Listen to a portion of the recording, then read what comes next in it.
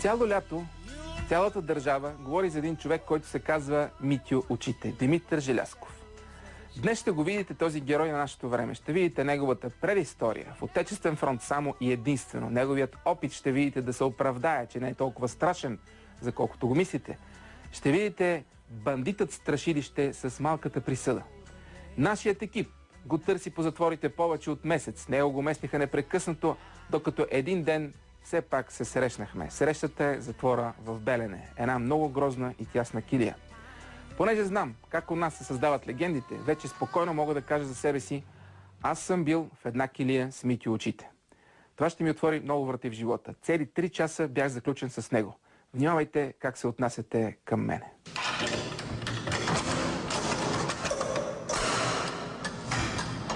Ще започнем сега от начало. Защо ти викат Митьо Очите? Ами това от малък ми е този прехор. Заради очичките?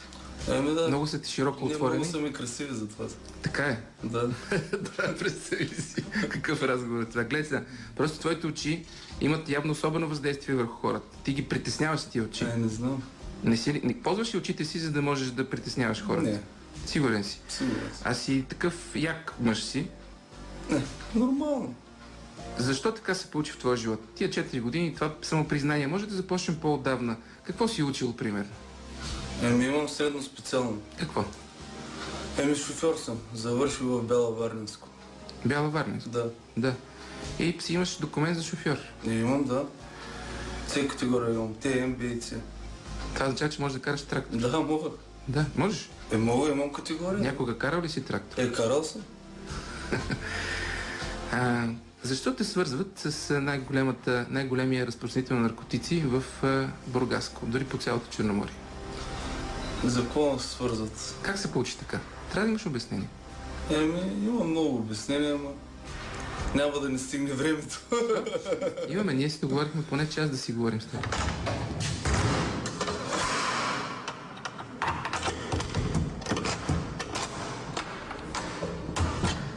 Как живя ти? Да опитаме тази история. Ти си завършил, що не стана наистина обикновен шофьор? Що не работиш в момента на някоя нива? Аз какъв станах? Не знам. Аз тръгнах да работя, обаче станаха някои други неща в живота и просто не, че съм се занимавал с това. Накрая стана така, че трябваше да лежа 4-5 години следствен и предпочетах по-малко, да не карам толкова затвор. Предпочета да си признаеш. Да, не да кажа, че съм аз и да изкарам по-малко. Да. Да, защото в България нарочат ли, кажат ли, че едно куче е бясно? Ама теб защо те нарочиха? Какво се случи в живота ти, че сега си в затвора, а не караш камион? Искам да ви кажа, че мене нито са ме фанали с наркотици, нито с нищо. Просто по приказките на други хора, които аз дори с някой нито съм говорил, нито се познавам. От тези всички се познавам с 3 човека. И че те говорили по телефони, по това, шефа, не знам, ония, другия и почнаха такива да сглобяват такива пъзели.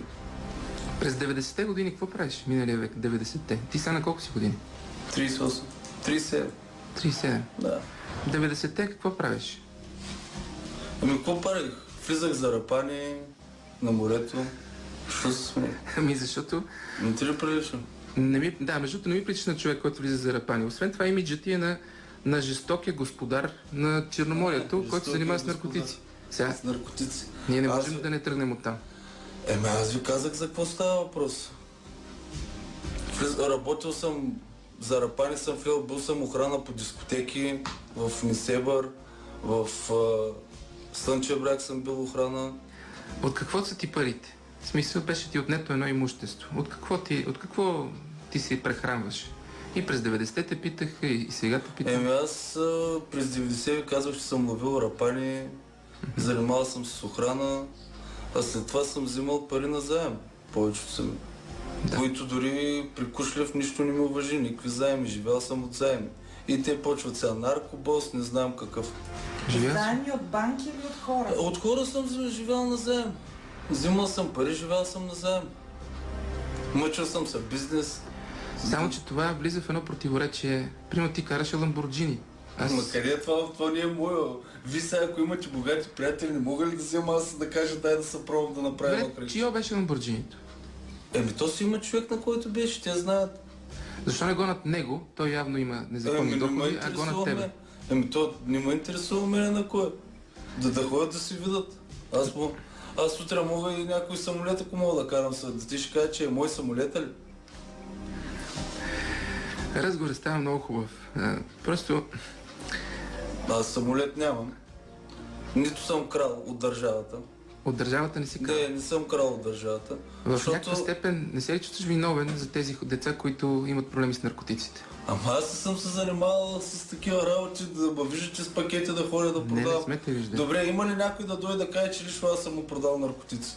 Да дойде да го каже някой. Принудиха му просто, заставиха му да го направя това нещо. Има ли някой да каже, че аз съм продал, лично съм му продал или с колко, да съм бил фанат, като наприбраха да ми намериха вкъщи наркотици или някъде другаде? Аз не казвам, че съм ангел. Обаче не е това, което го показват пред хората. Възможно ли ти да си някаква дребна риба, която просто да успява да почисти имиджа на България и на Запад? То натам отиде. Колко милиарда имат дупка в бюджета, това ли да кажат? Аз ли ги откраднах тези милиарди? Добре, обаче има дупка в бюджета, обаче аз не знам да има министър с имущество в размер на 2 милиона и почти и половина. Вили в Сунгулари и Кошарица, 2 апартамента, 4 автомобила Мерцедес, Порше, Алфа Ромео и БМВ, пералня в Несебър, акции от фирми. Ма те с коли къде са? Това не са мои коли, бе. Те са бахнати отделно. Вила в Сунгулария. Тази вила в Сунгулария е купена за 5000 лева. Има и по натурален ак, има и за 10 000 лева ремонт. И тая вила струва 15 000 лева, те оцениха на 200. Тази земя, където е, до Бургас, е купена за 1000 лева, то пише. А те оцениха квадрата по 1000 лева. Аз не знам в тая криза къде има по 1000 лева квадрат. И как така ги оценяват, това е земя преди 10 години купена. Те си правят каквито искат оценки. В смисъл, това не са 2 милиона лева? Не са 2 милиона, това са пълни глупости. Добре, колко е богат Мики очите? Как колко е богат? Колко? Нямам каквото са видя, това е. Те ти го взеха? Те ми го взимаха, нищо, нямам пари. Те взеха и пералнята, между другото. Ми взимаха, ще се борим, има още една инстанция. Ти ще продължаваш да си искаш нещата? Ще продължавам, да. Майка ти твърди, че семейството, децата ти се издържат от тази пералня. Да. Това възможно ли? От колко години съм в затвора вече? 3-та година, от какво се издържа семейството? А преди това? Преди това, нали ви казах, че взимам заеми. Имам заеми. До 2000 съм работил, като зарапани съм влизал, охрана съм бил и оттам нататък имам заеми. Добре, как е възможно един човек, който взима заеми и с рапани си изкарва хляба, в един момент такъв имидж да му се създаде? Журналистите ли са виновни, политиците ли? Журналистите, да. Журналистите? Да. Те какво направиха за тебе? Защо Откакто сложиха бомба и убиха жена ми.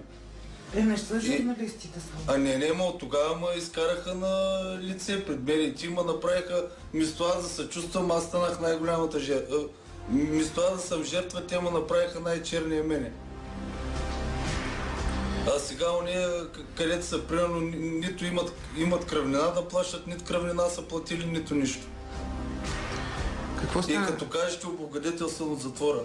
Аз съм от 2 години, не съм се виждал сега децата от 1 година. Нито отпуска, нито нищо има за мен.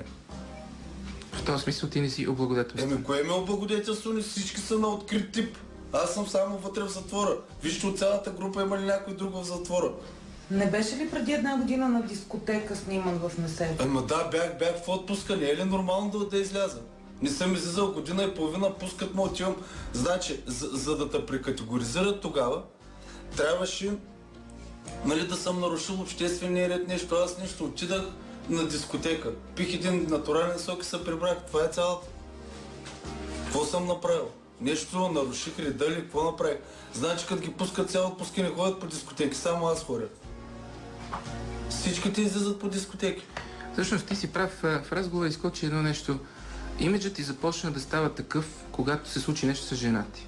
Да. Тогава се разбра, че покрай тебе или ти, или заедно има някаква жестокост, която вие си отмъщавате. Значи, някой нещо ти отмъстил на тебе. Това никой не го е правил. Митю, извинявай, никой не е взривявал жена на никого, освен на тебе. Какво е това? Това е кошмарно. Виж, това се случва на тебе. Защо на тебе? Питайте тях, що питате мен? Кои тях? Те с която я сложиха. Бомбата? Да. Ти знаеш ли кои са? Да, те са в Бургаския затвор. Там на Рафи хората ли кои са? Не ги знам. Те има кой да попитате. Разстрой се, като заговорихме за това. Извинявай, че говорим, за това просто... Нормално. Още в самото начало, когато стана дума за взривяването на жената на Мити Очите, Мити Очите откачи микрофона от себе си, хвърли го, млъкна и застана като диво животно по средата на килията, обаче зад камерите. Махна се от кадъра. От този жест ние не можахме да разберем дали споменът за това, което го питахме му